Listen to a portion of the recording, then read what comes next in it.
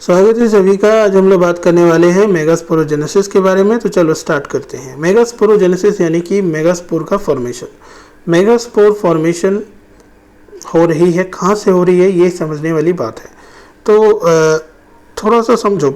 यहाँ पे मैंने पिछले क्लास में बताया था कि फीमेल गैमेटोफाइट्स या फीमेल जो स्ट्रक्चर होती है, फीमेल रिप्रोडक्टिव स्ट्रक्चर, उसमें होता है स्टिग्मा स्टाइल ओवरी। ओवरी के अंदर बनता है ओव्यूल। पर ये ओव्यूल बनता कैसे है? यहाँ पे कुछ सेल्स बनते हैं। सबसे पहले इस ओवरी के अंदर बहुत सारे सेल्स होंगे जिसको हम लोग बोलेंगे वेजिटेटिव सेल्स।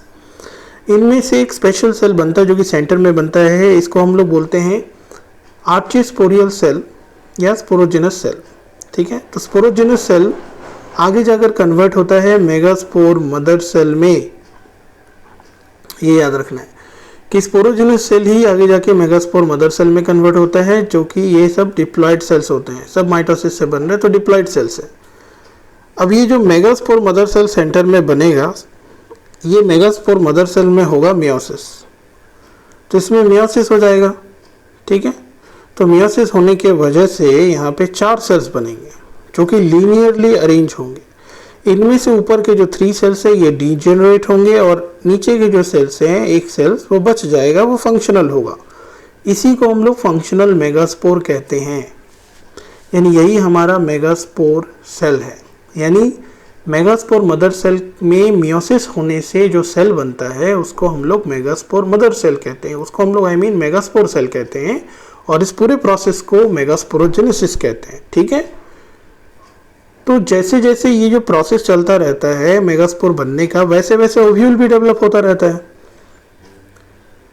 तो ओव्यूल जब डेवलप होता रहता है तो ओव्यूल के सेंटर में मैंने बताया एम्ब्रायो सैक भी डेवलप होता रहता है। तो एम्ब्रायो सैक के सेंटर में ये सेल हमें मिलेगा, मेगास्पोर सेल हमें एम्ब्रायो सैक के सेंटर में मिलेगा, ओव्यूल के अंदर।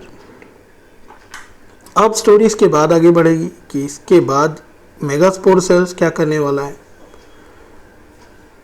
तो वो हम लोग देखते हैं कि मेगास्पोर, यहाँ पे देखो फॉर्मेशन ऑफ मेगास्पोर होना, इसी को कहते हैं मेगास्पोरोजेनेसिस। ओव्यूल्स डिफ्रेंशिएट होता है, मेगास्पोर मदर सेल बनाता है, फिर यहाँ पे मियोसिस उसमें हो जाते हैं जिसके वजह से बनते हैं, जिसके वजह से यहाँ पर मेगास्पोर सेल्स बन जाते हैं। अब ये जो मेगास्पोर है, मदर सेल है, वो काम कर चुका अपना, उसने तो बना दिया मेगास्पोर। अब ये जो मेगास्पोर है इसमें फर्दर कुछ डिविजन्स होते हैं, माइटोसिस होते हैं। ये हैप्लॉइड सेल्स है, आपको पता है। मेगास्पोर जो कि फंक्शनल है, जो कि बच चुका है, फंक्शनल मेगास्पोर की बात हो रही है। ये आगे जाके एम्ब्रायो सैक के अंदर अलग अलग सेल्स बनाते हैं। सिंगल मेगास्पोर यहाँ पे बनता है, इसलिए इसको मोनोस्पोरिक डेवलपमेंट भी कहा जाता है। तो ये आपको याद रखना है।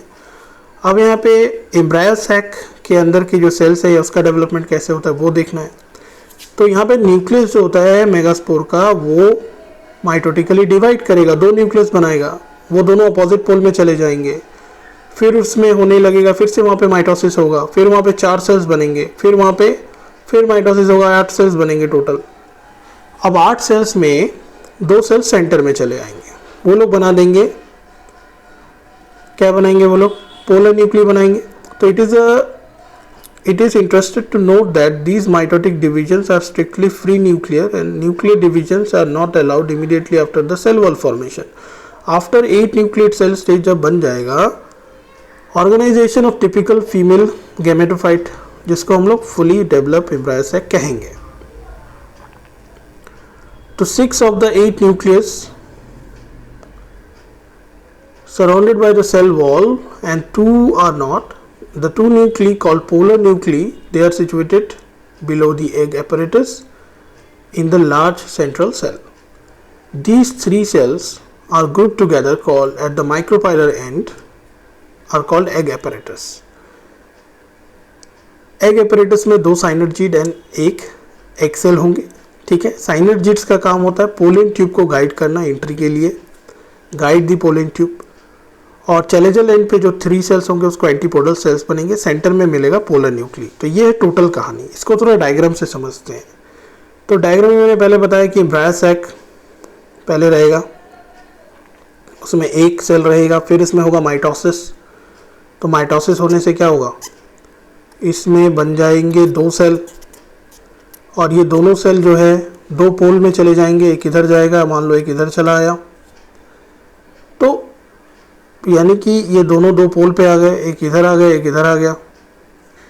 फिर ये लोग डिवाइड करेगा, फिर इनमें होगा यहाँ पे दो सेल्स इधर बन जाएंगे, दो सेल्स इधर बन जाएंगे, फोर्थ सेल हो गया। देखो फिर ये क्या करेंगे, फिर से ये बनाएंगे, तो यहाँ पे दो सेल्स फिर से माइटोसिस होगा दोनों साइड पे, तो यहाँ पे 4 सेल्स बन जाएंगे दोनों पोल्स पे। तो ये हो गया 8 सेल स्टेज। तो इसी को बोलते हैं 8 सेल स्टेज, इसको बोलते हैं 4 सेल स्टेज। ठीक है। तो फाइनली हमने क्या देखा कि